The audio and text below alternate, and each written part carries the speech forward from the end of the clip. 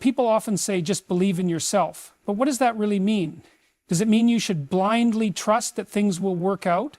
That you should feel good about yourself no matter what? No. Belief in yourself is not some shallow self-esteem trick. It is an earned conviction. And how do you earn it? Through consistency. You don't just wake up one day with absolute confidence. You build it. You carve it out of the very structure of your daily actions, of your habits, of your discipline. People often talk about self-belief as if it's something you can simply will into existence, as if you can just tell yourself that you're competent, valuable, and capable, and somehow that will be enough. But it's not enough. In fact, it's not even close to enough. Because deep down, you know when you're lying to yourself. You know when your words don't align with reality. And if you're telling yourself that you're worthy of confidence, but you haven't put in the work to justify that confidence, your own mind will betray you. You'll feel weak, unsteady, uncertain, because you should. Self-belief is not something that comes from mere positive thinking. It is something that emerges from the honest recognition of your own competence. And competence is built through consistent, disciplined action over time. The only way to truly believe in yourself is to prove to yourself that you are worth believing in. You have to put in the effort. You have to take responsibility. You have to move forward despite difficulty, despite failure, despite the overwhelming urge to give up when things get tough. You see, belief in yourself is earned. It is something you cultivate through the structure of your actions. If you want to trust yourself, if you want to stand firmly in the world and say, I am capable, I am strong, I can handle what life throws at me, then you have to act in a way that makes those statements true. Because if they're not true, you'll know it. And that knowledge will eat away at you. Imagine someone who constantly breaks their promises to others, but more importantly, to themselves. They say they'll wake up early, but they hit snooze. They say they'll exercise, but they stay on the couch. They say they'll work hard, but they scroll through social media instead. With every broken commitment, they teach themselves that their own words are meaningless. And if your own words mean nothing to you, how can you possibly expect to believe in yourself? When you act in a manner that contradicts your goals, you send a message to your own mind that you are not someone who follows through, that you cannot be trusted. And that's dangerous. Because self-doubt is not just about lacking confidence. It's about knowing deep inside that you have abandoned yourself, that you have failed to show up for your own potential. But there's another path, a better path. You can begin to rebuild that trust. Slowly, carefully, deliberately. You do it by setting small goals, achievable goals, and then actually following through. You tell yourself you'll go for a 10-minute walk, and you do it. You tell yourself you'll write 200 words, and you do it. You tell yourself you'll read for 15 minutes, and you do it. And every time you follow through, you build something immensely valuable, evidence. That's the difference between true self-belief and delusional self-esteem. Delusional self-esteem is built on wishful thinking, on hollow affirmations, on telling yourself that you're great without ever proving it. But true self-belief is built on evidence, on action, on a pattern of behavior that proves to you concretely, undeniably, that you are someone who keeps their promises. Now, this isn't easy, because the path to genuine self-confidence requires struggle. It requires that you face difficulty head-on, that you voluntarily walk into the fire rather than shrink from it. It means showing up even when you don't feel like it, even when you're tired, even when every part of you is screaming for comfort and ease. And that's hard. That's unbelievably hard. But what's the alternative? To stay where you are? To live in a state of quiet self-betrayal? To drown in the knowledge that you are capable of more but refuse to act on it? You don't get to feel good about yourself without reason. That's not how it works. The only way to build genuine confidence is to earn it. And that means you have to suffer. Not in a meaningless, pointless way, but in a structured, purposeful way. You have to willingly endure short-term discomfort in order to build long-term resilience. You have to do the hard thing now so that your future self can stand tall. And if you do that, something profound happens. You start to trust yourself. You start to believe your own words. When you say you'll do something, you actually do it. And that consistency, that integrity begins to reshape your very identity. You're no longer someone who makes empty promises. You're no longer someone who backs down. You become someone who is reliable, strong, someone who knows without a shadow of a doubt that they can handle life's challenges because they've done it before, over and over again, in small but meaningful ways. And the thing about self-belief is that it compounds. Every time you keep a promise to yourself, every time you follow through, you add another brick to the foundation of your confidence. It doesn't happen overnight. There is no single moment where you suddenly arrive at self-belief. But gradually, steadily, with every small victory, you build something that cannot be taken away from you. Something solid, something real. And once you've done that, the world starts to look different. You don't just believe in yourself. You know yourself. You know what you're capable of. You know what you've overcome. You know that no matter what challenges come your way, you have the strength to face them. Because you've done it before. Because you earned it. Consistency is an undervalued virtue in a world obsessed with quick fixes, instant gratification, and the illusion of overnight success. People want transformation, but they don't want the process. They want the reward without the sacrifice. They want mastery without effort. And so they become addicted to bursts of motivation, short-lived, fleeting moments of inspiration that drive them to act for a day, a week, maybe even a month. But then what happens? The motivation fades. The excitement wanes. The discipline that was never built reveals itself in its absence.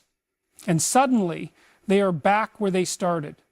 Frustrated, disillusioned, unable to understand why they can't make progress. But mastery of anything doesn't come from motivation. It comes from consistency. It comes from doing the thing you said you would do, not just when it's convenient, not just when you feel like it, but every single day through boredom, through frustration, through failure. And the reason consistency is so powerful is because it compounds. People underestimate the power of small, repeated actions over time. They think, well, if I don't see massive progress right away, then maybe this isn't working. But that's a catastrophic mistake. The human brain isn't wired to comprehend exponential growth intuitively. We expect a straight line, but reality doesn't work that way. Progress is often invisible at first. You put in the work day after day, and it feels like nothing is happening. But deep beneath the surface, changes are taking place. Small incremental shifts that over time accumulate into something extraordinary. There is a reason the difference between success and failure is so often consistency.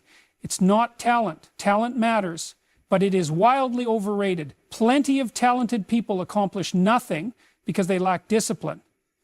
It's not intelligence. Intelligence is useful, but without focused application, it becomes meaningless.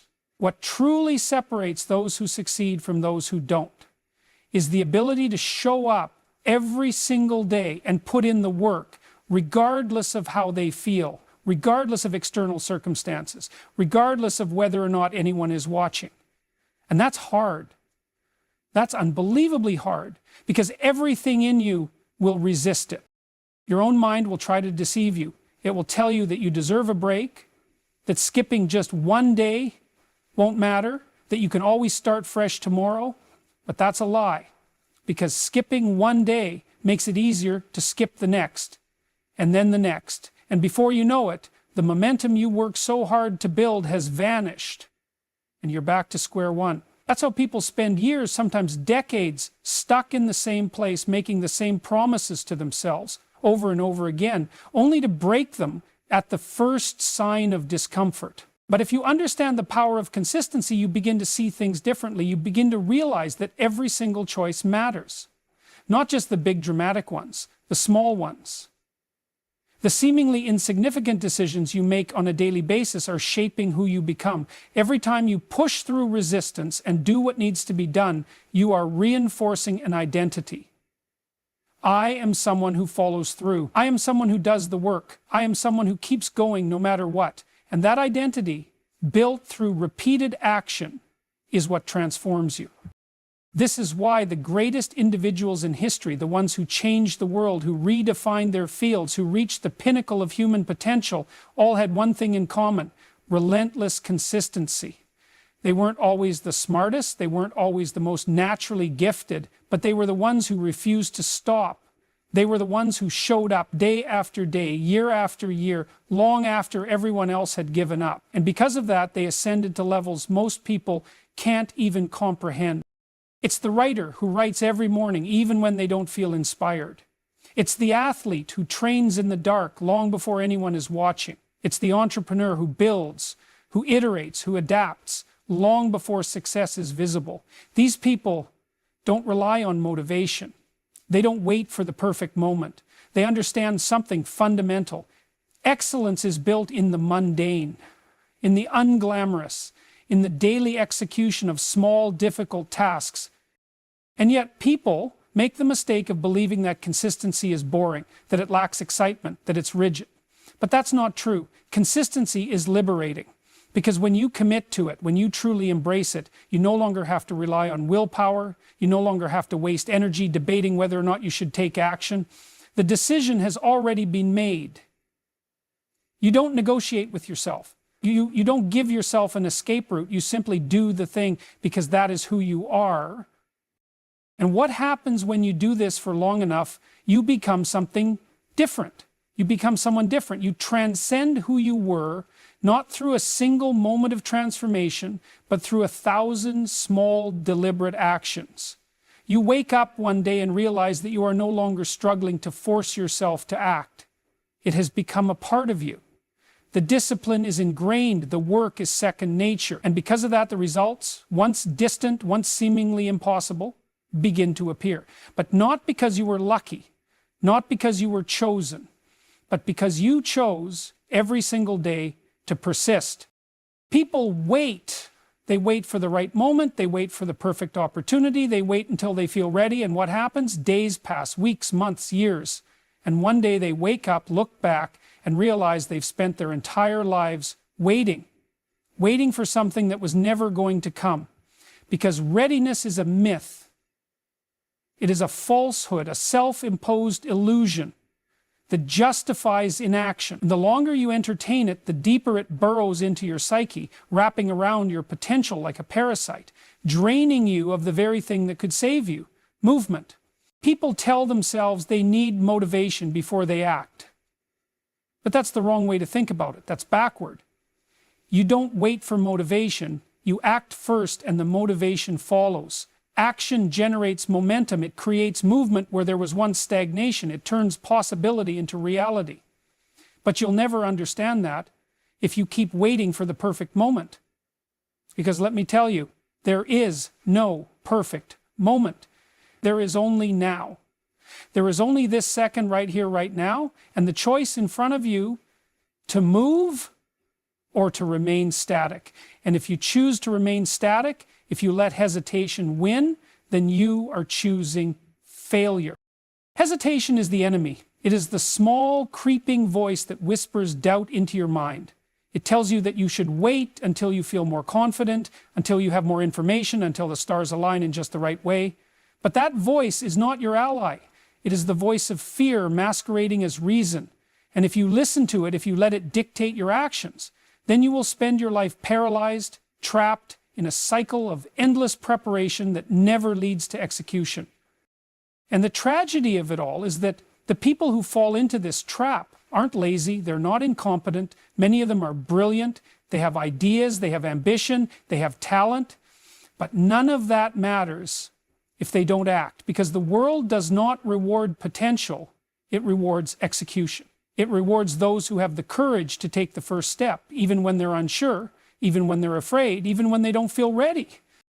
And that's another thing, nobody feels ready. That's an illusion. The people who succeed, the people who build, who create, who achieve, they didn't start because they felt prepared. They started because they knew that waiting was a losing strategy. They understood that if they didn't move forward, despite their doubts, despite their uncertainty, they would never move forward at all. You don't need all the answers to begin. You don't need a perfect plan. You need to take one step. That's it, just one. And then another, and another. And as you do, as you build momentum, something remarkable happens. The fear that once held you hostage begins to dissipate. The hesitation that once dictated your choices loses its grip, because you realize through action that most of the things you feared were nothing but shadows, projections of your own mind, exaggerated and distorted through inaction. And what's the alternative? To do nothing? To sit idly by while your dreams atrophy? To watch helpless as the life you could have lived slips through your fingers? That is a fate far worse than failure, because at least failure means you tried. At least failure means you took a risk, that you had the courage to put yourself in the arena. But inaction?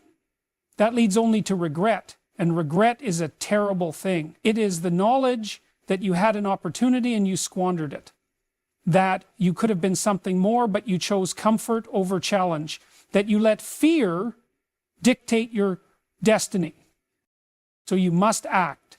You must act before you feel ready. You must act before the doubts settle in and convince you otherwise. And here's something important to understand. Small actions matter. People think they need to make some grand sweeping change, some monumental shift in order to alter their trajectory, but that's not true. It's the small, seemingly insignificant actions repeated day after day that change the course of a life. Because you don't need to write a book today. Just write a single paragraph. You don't need to run a marathon. Just put on your shoes and step outside.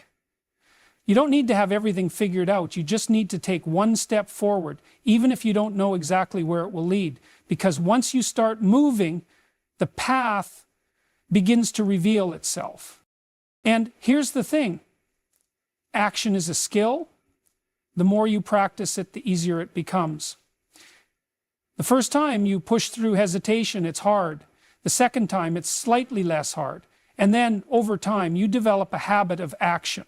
You become the kind of person who doesn't hesitate, who doesn't wait, who doesn't waste their life in the limbo of indecision. And when you reach that point, you'll realize something profound. It was never about feeling ready. It was always about having the courage to begin. There's a version of you, 5, 10, 20 years from now, watching everything you do. That future self is the sum of the choices you're making today, the actions you take, the habits you cultivate, the discipline you enforce or fail to enforce are all shaping that person. And the question is, who are you creating? People act as though the future is some distant, disconnected thing, as if it's separate from their present reality. But it's not. It's being built right now, moment by moment, decision by decision. The way you spend your time today determines the opportunities you'll have tomorrow. The skills you develop now dictate the competence you'll possess later. The self-respect you earn through disciplined effort today will be the foundation of your confidence in the years to come.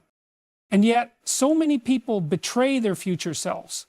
They procrastinate, they indulge in distractions, they avoid the difficult work required to grow, and in doing so, they make their own lives harder down the road. Every time you choose comfort over effort, you are handing off suffering to your future self. You're placing the burden of your inaction on the person you will one day become. And that version of you will look back with frustration, with regret, and wonder why you didn't do what needed to be done when you had the chance. You have a responsibility, not just to the people around you, not just to society, but to yourself. To become someone that your future self can look back on with gratitude, not resentment. To be the kind of person who acts in alignment with their highest potential, not someone who squanders it in the name of ease. Think about this. Imagine yourself 5 years from now. Picture that person vividly. Are they stronger, wiser, more disciplined, more capable? Or are they struggling under the weight of your past decisions? Are they dealing with the consequences of your avoidance, your lack of action, your failure to commit? Because someone will have to pay the price. Either you pay it now through discipline, through effort, through sacrifice, or your future self pays it in regret, in suffering, in doors closed that might have once been open. The price of progress is always paid up front. The price of regret compounds over time, accumulating interest, becoming heavier with every passing year, and that weight is unbearable. But here's the good news. You have control over this. You are not at the mercy of fate. You are not a passive observer in your own life. You are the architect of your future, whether you accept that responsibility or not.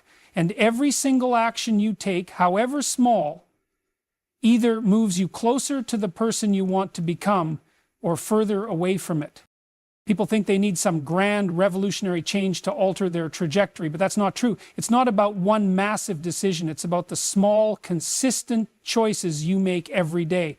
Do you wake up early and pursue your goals, or do you hit snooze and let the day slip away? Do you read, learn, improve, or do you waste time on meaningless distractions? Do you face your fears, take risks, push forward, or do you shrink back into comfort and avoidance? Because make no mistake, every single one of these choices is cumulative. You don't become disciplined overnight. You don't build strength, resilience, or competence in an instant. You forge them in the fires of daily action. And if you're not deliberately shaping your future, then you are, by default, allowing it to be shaped by weakness, complacency, and passivity. And you know this. You know deep inside that you're capable of more, that there is a higher version of you waiting to be realized. But that version isn't going to emerge on its own. It has to be built. It has to be earned. And the only way to do that is to stop negotiating with your excuses. Stop waiting for the perfect conditions. Stop indulging in the illusion that you have endless time to figure it out. Because you don't. Your future self is watching. And one day, that person will either thank you or curse you for the choices you made today. Which will it be? Because if you do that, if you take responsibility, if you aim high, if you work hard, you won't just believe in yourself, you'll become someone worthy of belief. And that, my friends, is how you build a life of meaning.